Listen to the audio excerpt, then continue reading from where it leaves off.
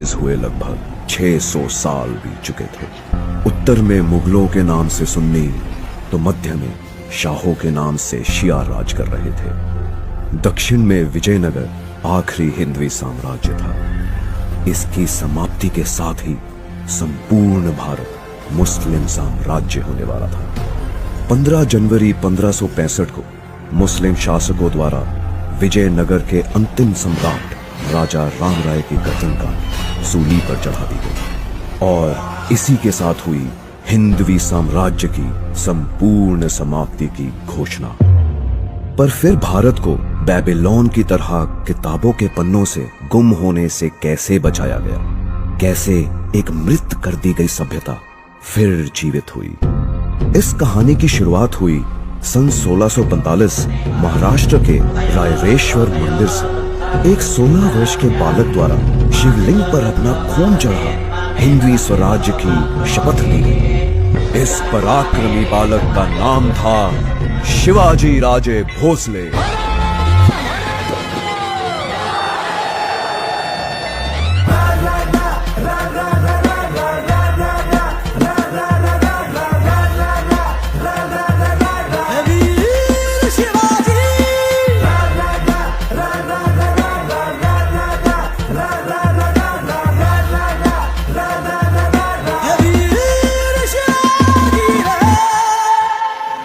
केवल 16 वर्ष के इस बालक ने 2000 की सेना के साथ विश्व की सबसे बड़ी सल्तनत को चुनौती दे डाली। एक एक कर वो मुगलों व शाहों के किले जीतने लगा। सन 1659 में मुस्लिम जगत के सबसे खूंखार सिपह सलार अफजल खां को शिवाजी से निपटने के लिए भेजा गया।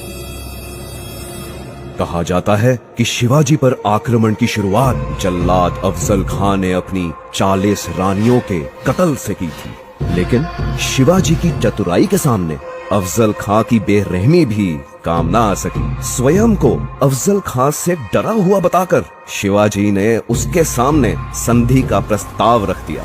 अहंकार में मदहोश अफजल खां चंद सैनिकों के साथ संधि करने शिवाजी के किले में दाखिल हो गया। शिवाजी ऐसा मौका चूकने वालों में से न थे।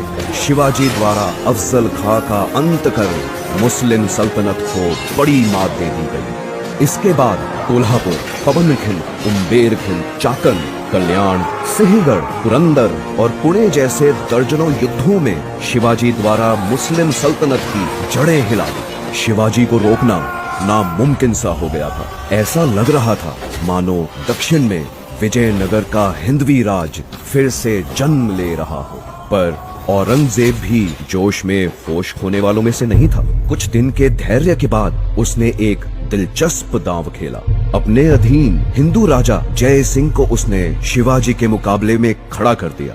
हिंदवी स्वराज्य की कामना करने वाला शिवाजी हिंदू राजा पर वार नहीं कर पाएगा। औरंगजेब ये बात भली भांति जानता था और ऐसा ही हुआ। शिवाजी को पहली बार पीछे हटना पड़ा। जीते हुए 35 में से 23 किले मुगल सल्तनत को वापस करने पड़े। एक बार फिर भारत भूमि के किसी योद्धा को अपनों के ही कारण परास्त होना पड़ा। इसके बाद शिवाजी ने एक हैरान कर देने वाला निर्णय लिया। उन्होंने औरंगजेब को एक पत्र लिख उसकी ओर मित्रता का हाथ बढ़ा दिया। सब स्तब्ध रह गए। शिवाजी इस दांव से क्या हासिल करना चाहते थे, किसी को कुछ नहीं समझ आ रहा था। शिवाजी को झुका हुआ देख औरंगजेब काफी प्रसन्न हुआ। मुगलों से हाथ मिला शिवाजी द्वारा दक्कन की शिया सल्तनतों को जीता जाने लगा। संपूर्ण भारत को मुगल शासन के अधीन देखने का इच्छुक औरंगजेब शिवाजी की कुशल रणनीति से बेखबर था और दक्कन में शिवाजी की इन जीतों को अपनी जीत समझ रहा था। और आखिर एक दिन 6 जून 1674 में शिवाजी ने 50,000 से अधिक ब्राह्मणों, पुरोहितों, क्षत्रिय राजाओं व व्यापारियों को एक भव्य समारोह में एकत्र किया। सबके सामने वेद मंत्र उच्चारण के बीच शिवाजी ने स्वयं को छत्रपति घोषित कर दिया। हिंदवी सल्तनत अब एक स्वतंत्र सल्तनत ऐलान की जा चुकी थी। औरंगजेब क्रोध से बौखला उठा। शिवाजी द्वारा एक अलग सल्तनत की घोषणा सीधी मुगल साम्राज्य को बड़ी चुनौती थी, पर अब बहुत देर हो चुकी है।